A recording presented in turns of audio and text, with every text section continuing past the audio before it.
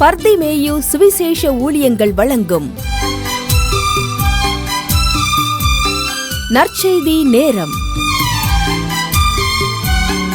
தேவ செய்தி pastor R. Augustine.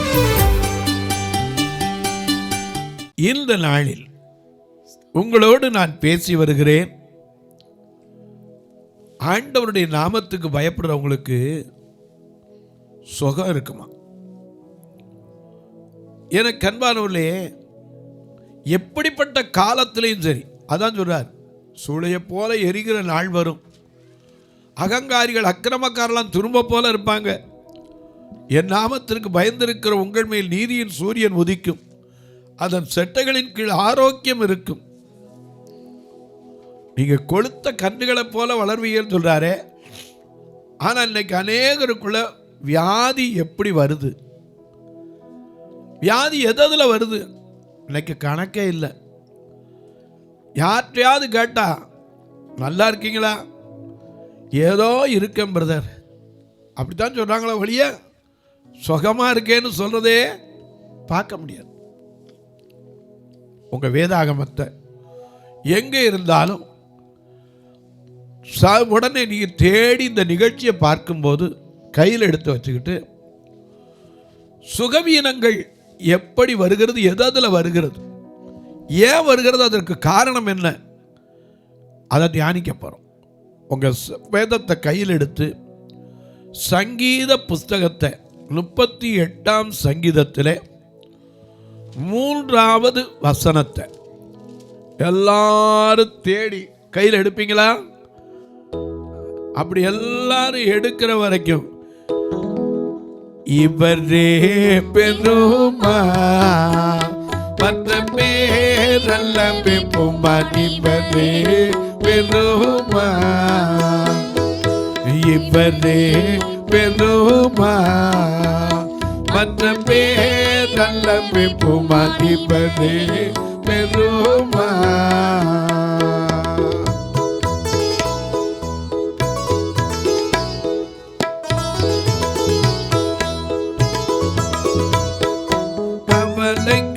கொடுத்து அறியா பேரு பாவமில்லையா, அவுமே தெரியா.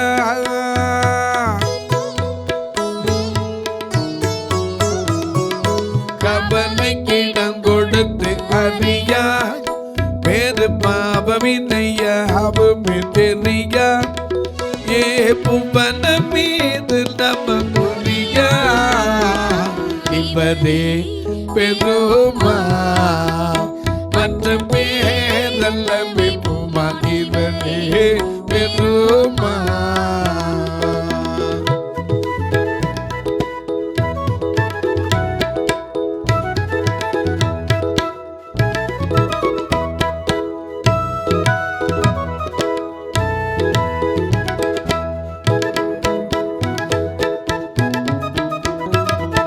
பல பின்னத்திற்கும் அதிகாரி, சொல்லும் வல்லமையில் நிற்கும் உபகாரி.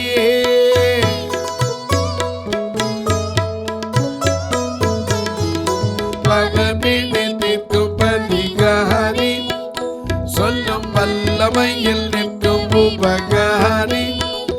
ஏ குலத்திற்கும் நல்ல உபகாரி, இவரே பெருமா மற்ற பேரல்ல பெப்புமா, இவரே பெருமா.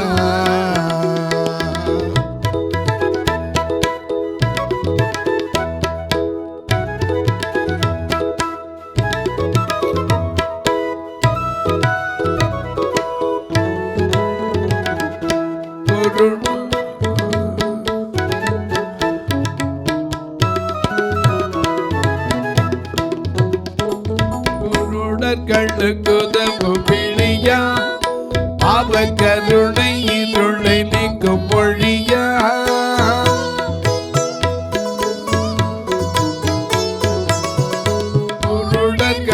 குதவும் பிழியா, பாவ கருணை இருளை நீக்கும் மொழியா.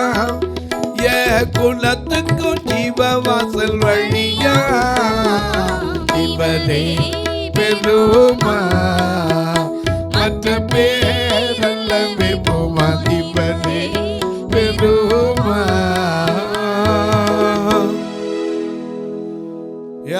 எல்லாம் எடுத்திருப்பீங்க.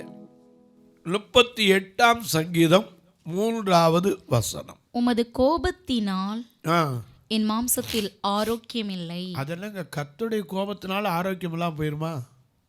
நிச்சயமா.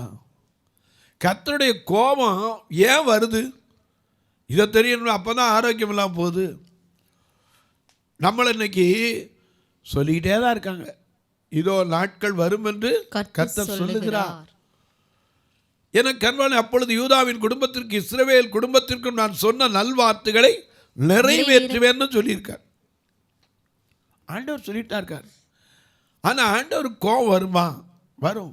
அதனால தான் இங்கே தாவீது சொன்னார், உம்முடைய கோபத்தினால் என் மாம்சத்தில் ஆரோக்கியம் இல்லை, என் பாவத்தினால் என் எலும்புகளில் சௌக்கியம் இல்லை. இன்னைக்கு மனுஷன் உருவாக்கி இருக்க, மனுஷன் எதனால தான் உருவாகியிருக்கான்? யோபு 10:8 மிக அழகா மனுஷனுக்கு தோலையும் சதையையும் எலும்பையும் நரம்பை வைத்து தான் மனுஷனை உருவாக்கியிருக்கார்.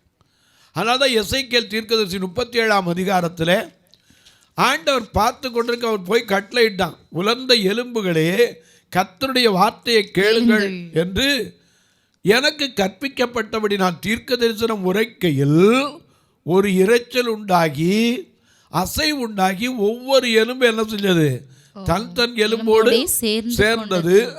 நான் பார்த்து கொண்டிருக்கையில் இதோ அவைகள் மேல் நரம்புகளும் மாமிசம் உண்டாயிற்று, மேற்புறம் எங்கும் தோலினால் மூடப்பட்டிருந்தது, ஆனா ஆவி இல்ல. 10ஆம் வசனத்துல வாசிக்கிறோம், எனக்கு கற்பிக்கப்பட்டபடி நான் தீர்க்க தரிசனம் உரைத்தேன், அப்பொழுது ஆவி அவர்களுக்குள் பிரவேசித்து அவர்கள் உயிரடைந்து காலொன்றி மகா பெரிய சேனையாய் நின்றார்கள். அப்ப கேட்கிறார், மனுபுத்திரனே, இவர்கள் யார் தெரியுமா? இவர்கள் யாரு? இஸ்ரவேல் வம்சத்தார் அனைவருமே. ஏன்னா இஸ்ரவேல் வம்சத்தார் ஆண்டவருடைய ஜனம். இஸ்ரவேலே பயப்படாதே, நானே உன் தேவன். இஸ்ரவேலே பயப்படாதே, நானே உன் தேவன். வழியும் சத்தியமும் நானே, வழியும் சத்தியமும் நானே. இஸ்ரவேலே பயப்படாதே, நானே உன் தேவன்.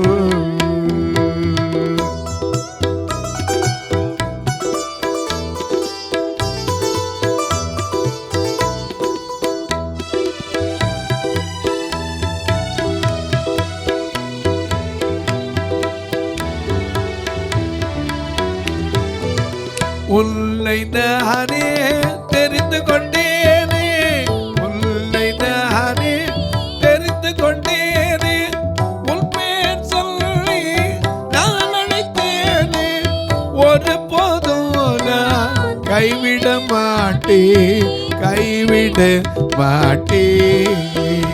உன்னை ஒரு போதும் நான் கைவிட மாட்டேன், கைவிட மாட்டே. வழியும் சத்தியமும் நானே, வழியும் சத்தியமும் நானே. இஸ்ரவேலே பயப்படாதே, நானே உன் தேவன்.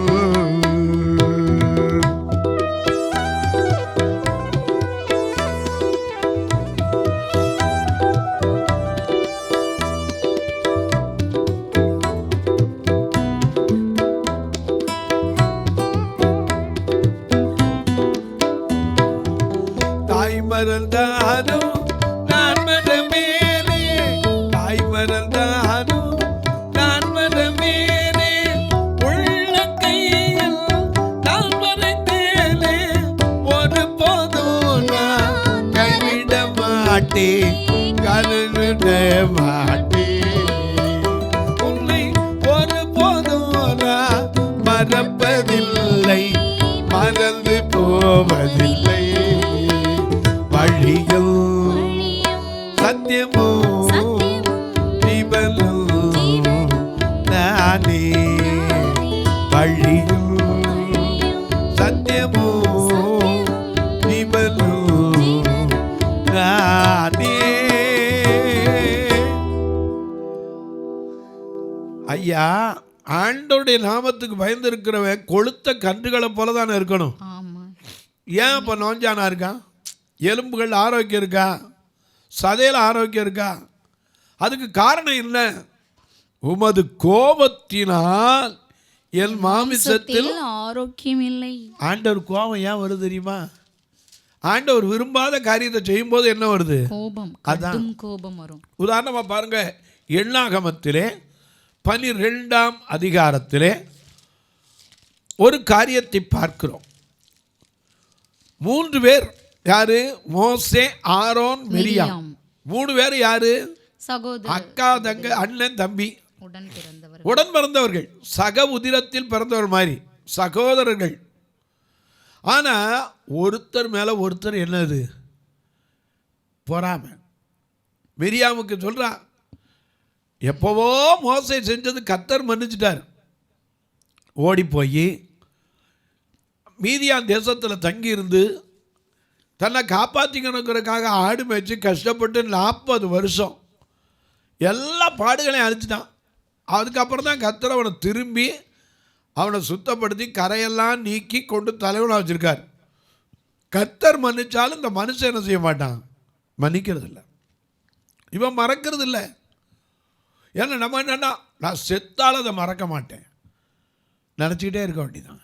ஆண்டவர் மன்னிச்சதை நீ நானும் திரும்பி என்ன செய்யக்கூடாது? பேசவே கூடாது. அப்படி விரோதமாக ஒருத்தருக்கு விரோதமாக பேசும்போது கர்த்தருக்கு கோபம் வருது. ஒருவருக்கொருவர் என்ன செய்யாதீங்க? விரோதமாக முறையிடாதிருங்கன்னு யாக்கோபில் வாசிக்கிறோம். ஒருத்தருக்கு ஒருத்தர் சகோதரர்கள் மேலே ஒருத்தருக்கு ஒருத்தர் முறையீடு இருக்கக்கூடாது. ஆனால் இங்கே பார்க்கிறோம், மிரியாம், ஆரோன் 2 பேரும் சேர்ந்து பேசுகிறாங்க. எண்ணாகமம் 12ஆம் அதிகாரம் 1 வசனத்தை பாருங்க. எத்தியோப்பியா தேசத்து ஸ்திரியை மோசே விவாகம் பண்ணி இருந்தபடியினால் மிரியாமும் ஆரோனும் அவன் விவாகம் பண்ணின எத்தியோப்பியா தேசத்து ஸ்திரீயை நிமித்தம் அவனுக்கு விரோதமாய் பேசி கர்த்தர் மோசே கொண்டு மாத்திரம் பேசினாரோ, எங்களை கொண்டு அவர் பேசினதில்லையோ என்றார்கள். கர்த்தர் அதை கேட்டார். மோசேயானவன் பூமியில் உள்ள சகல மனிதர்களிலும் மிகுந்த சாந்த குணமுள்ளவனாயிருந்தான். சடுதியிலே கர்த்தர் மோசேயும் ஆரோனையும் மிரியாமையும் அழைத்து, நீங்கள் 3 பேரும் ஆசரிப்பு கூடாரத்துக்கு புறப்பட்டு வாருங்கள் என்றார். கேதரிங், ஒரு மீட்டிங், கவுன்சிலிங் கொடுக்கறதுக்கு வாங்கன்னார். 3 பேரும் போனாங்க. கர்த்தர் மேகத்தூணில் இறங்கி கூடார வாசலிலே நின்று ஆரோனையும் மிரியாமையும் கூப்பிட்டார். முதல்ல 3 பேரை அழைச்சான, 2 பேரை கூப்பிடுறார். அவர்கள் இருவரும் போனார்கள். அப்பொழுது அவர் என் வார்த்தைகளை கேளுங்கள்.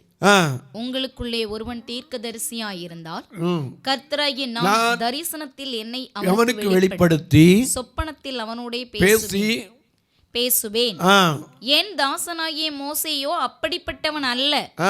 என் வீட்டில் எங்கும் அவன் உண்மையுள்ளவன். நான் அவனுடன் மறைபொருளாக அல்ல, முகமுகமாகவும் பிரத்யட்சமாகவும் பேசுகிறேன். அவன் கர்த்தரின் சாயலை காண்கிறான். இப்படி இருக்க நீங்கள் என் தாசனாகிய மோசேக்கு விரோதமாய் பேசுகிறதற்கு பயம் இல்லாமற் போனது. மற்றவனை குறித்து நாம அவதூறா பேசக்கூடாது.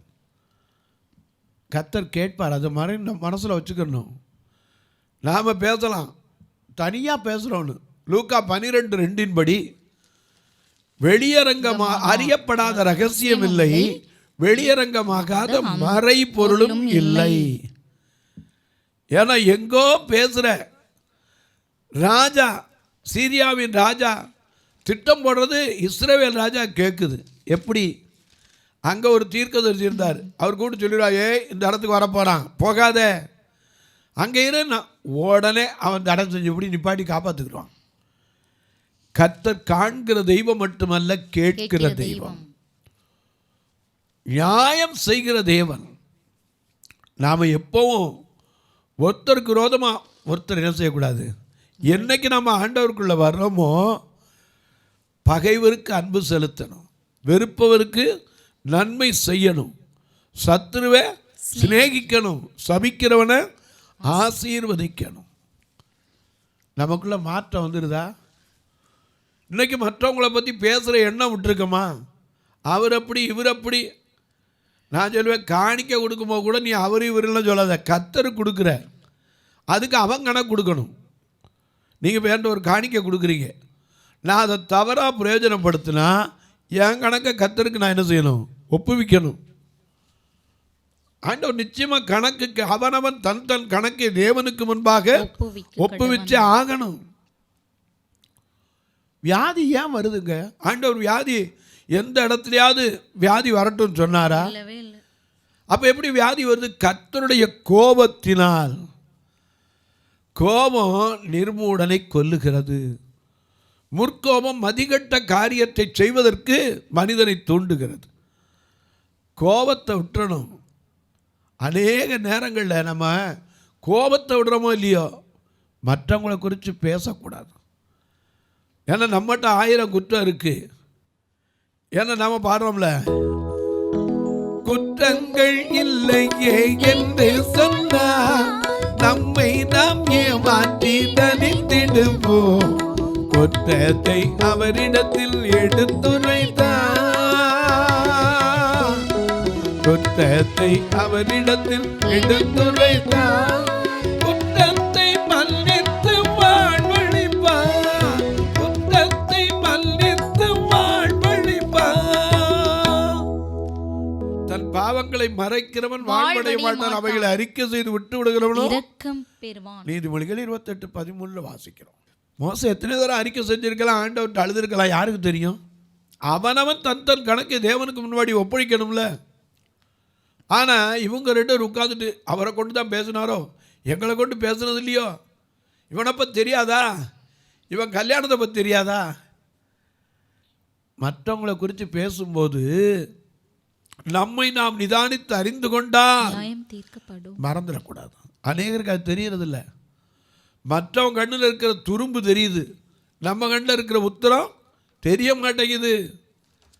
அதனால தான் முதல்ல என்ன செய்ய, உன் சகோதரங்களில் துரும்பை எடுக்கிறதுக்கு முன்னாடி உன் கண்ணில் இருக்கிற உத்தரத்தை என்ன செய்ய பாரு. இயேசு சொல்லியிருக்கார்.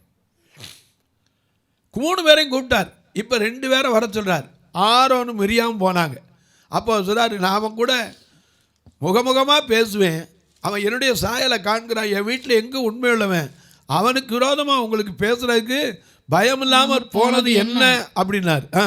கர்த்தருடைய கோபம் அவர்கள் மேல் மூண்டது, கர்த்தருடைய கோபம் அவர்கள் மேல் மூண்டது, அவர் போய்விட்டார். மேகம் கூடாரத்தை விட்டு நீங்கி போயிற்று. சரி, மிரியாம் உறைந்த மழையின் வெண்மை போல் நல்லா இருந்தவ திடீர்னு வியாதி எப்படி வந்துச்சு? சதை. அவன் என்ன சொல்றான் பாருங்க, மிரியாம் தன் தாயின் கற்பத்திலிருந்து பாதி மாமிசம் அழுகி விழுந்த பிள்ளையை போல் அவள் ஆகாதிருப்பாளாக. அப்பதான் ஆரோன் கத்துறான், என் ஆண்டவனே. 11ஆம் வசனம், என் ஆண்டவனே, நாங்கள் புத்தியினமாய் செய்த இந்த புத்தியினத்தை முதல்ல இன்னைக்கு என்ன செய்யணும்? யோசிக்கணும். நாம மற்றவங்களை குறித்து என்ன செய்யக்கூடாது? குற்றம் கண்டுபிடிக்கக்கூடாது. தானியேல் மேலே குற்றம் கண்டுபிடிச்சவங்க என்ன நடந்துச்சு? சிங்கக்கவிக்கு போய் சேருமுன்னால என்ன பண்ணாச்சு? ஆமாம். ஆனால் தானியேல கிட்ட போய் விழுந்த பிறகு என்ன செய்யலை? ராஜா கேட்குறாரு, ஜீவனுள்ள தேவனுடைய தாசனே, நீ இடைவிடாமல் ஆராதிக்கிற தேவன் உன்னை தப்புவிக்க வல்லவராய் இருந்தாரா?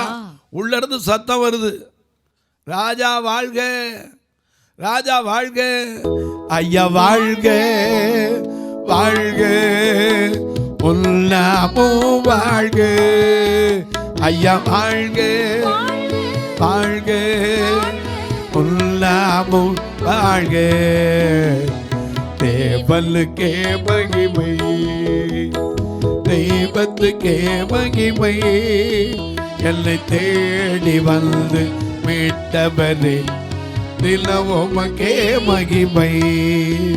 ஐயா வாழ்க வாழ்க உல்லாமும் வாழ்க. ஐயா வாழ்க வாழ்க உல்லாமும் வாழ்க. அநேக நேரம் வியாதி எதனால வருது? நமக்கு உடனே பயம், யாரோ எனக்கு என்ன செஞ்சுட்டானோ. நம்ம புத்தி எப்போ எதுனா இருக்கு, யாரோ எனக்கு ஏதோ செஞ்சுட்டானோ. ஒன்றை தெரிஞ்சுக்கங்க, யாத்திரா அதே நம்ம அழகா எழுதி வச்சிருக்கார். இஸ்ரவேலுக்கு விரோதமான மந்திரவாதம் இல்லை. 23:23 வாசிக்கிறோம். யாக்கோபுக்கு விரோதமான மந்திரம் இல்லை, இஸ்ரவேலுக்கு விரோதமான குறி சொல்லுதல் கிடையாது. தேவன் என்னென்ன செய்தார் என்று கொஞ்ச காலத்திலே யாக்கோபையும் இஸ்ரவேலையும் குறித்து சொல்லப்படும். அதனால் நமக்கு விரோதமா எந்த மந்திரவாதம் வைத்தாலும் ஏசாயா 54:17 படி உனக்கு விரோதமாய் உருவாக்கப்படுகிற எந்த ஆயுதமும் வாய்க்காதே போகும். ஆமா, அப்ப வாய்க்கிறது எதனால? கர்த்தருடைய கோபம். சதையில மாம்சம் அழுகி விழுந்த மாதிரி, பாதி மாம்சம் அழுகி விழுந்த மாதிரி. எத்தனை பெரிய கேவலம் பாருங்க.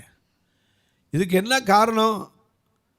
அவன் என்ன போய் சாப்பிட்டாளா, இல்லை குஷ்டரோகி வீட்டில் சாப்பிட்டாளா? ஒன்றும் கிடையாது. கர்த்தருடைய கோபம். அவர் போயிட்டார். அடுத்த நிமிஷம் அவன் மேலே வந்த வியாதியை பார்த்து ஆரோன் கத்துறான், என் ஆண்டவனே, நாங்கள் புத்தியீனமாய் செய்த பாவத்தை மன்னியும்.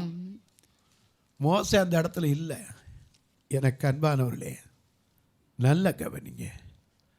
பிறருக்கு விரோதமாக நமக்கு விரோதமாக எவன் ஆயுதம் எடுத்தாலும் வாய்க்காது போகும். உனக்கு விரோதமாய் உருவாக்கப்படும் எந்த ஆயுதமும் வாய்க்காதே. ஆனால் நம்மளும் என்ன செய்யணும்?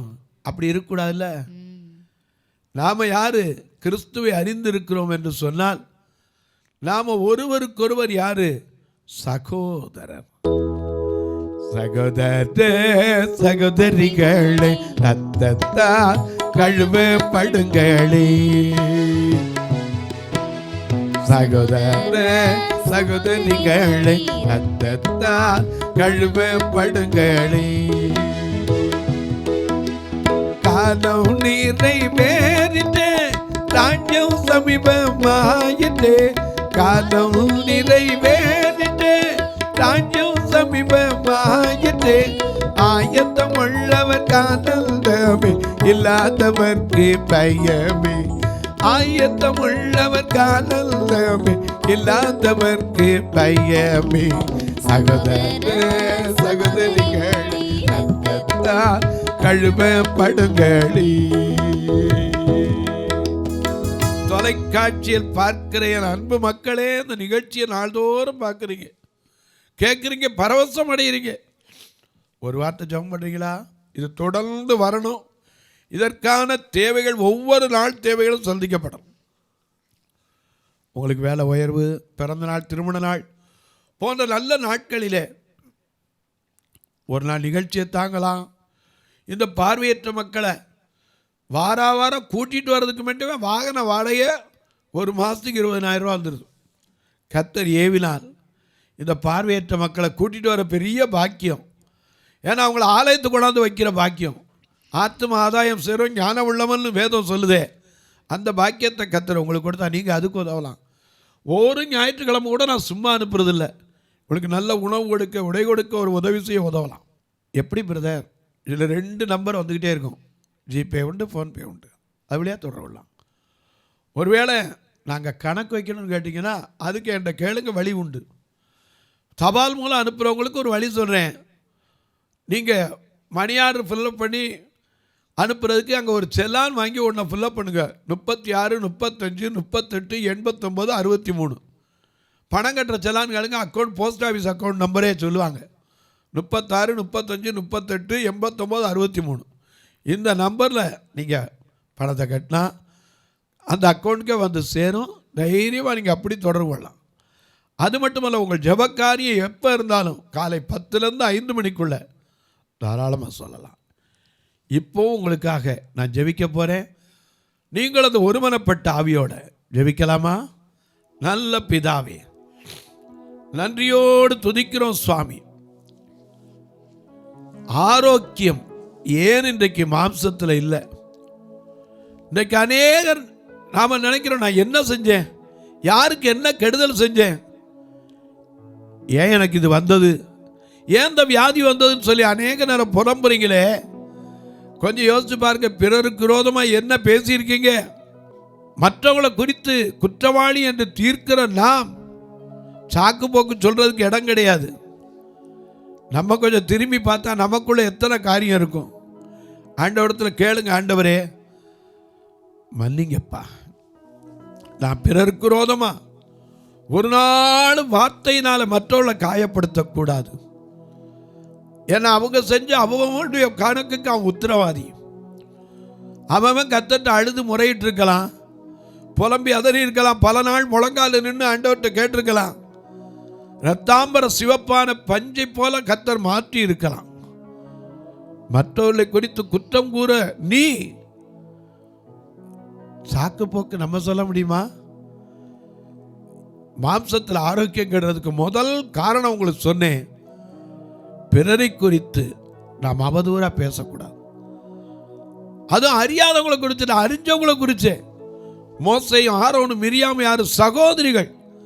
இன்னைக்கு நமக்குள்ளே சொந்தக்காரங்களை குறித்து அவர் இப்படி இவர் இப்படி, இந்த எண்ணத்தெல்லாம் விட்டுட்டு அவருடைய குறைகளை, ஆண்டவரே என் தேவன் தம்முடைய மகிமையின் செல்வத்தினால் ஒவ்வொருவருடைய குறைவுகளெல்லாம் கர்த்தர் நிறைவாக்கணும் ஜெபம் பண்ணுங்க, அவர் மாற்றுவார்.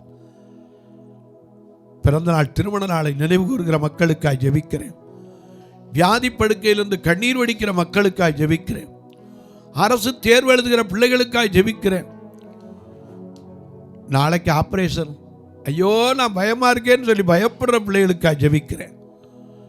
சிலருக்கு முதுகில் கட்டி, சிலருக்கு வயிற்றில் கட்டி, சிலருக்கு எதிர்பார்க்க முடியாதபடிக்கு கழுத்தில் தொண்டையில் பிரச்சனை, பல வியாதிகளோடு இந்த இடத்துல இருக்கலாம். கர்த்தர் உங்களுக்கு ஆரோக்கியத்தையும் சௌக்கியத்தையும் பரிபூர்ணமாய் கொடுப்பார். அன்பின் தெய்வமே, ஆறுதலின் நாயகரே, ஒவ்வொருவருடைய கண்ணீரை மாற்றுங்க, கவலைகளை மாற்றுங்க. நோய்களிலிருந்து நொடிப்பொழுதில் சுகம் கொடுக்கிற தேவன், அற்புத சுகத்தை அனுப்புங்க. இந்த ஊழியத்தை தாங்குகிற, ஜெபிக்கிற, கொடுக்கிற எல்லா மக்களையும் ஆசீர்வாதம்.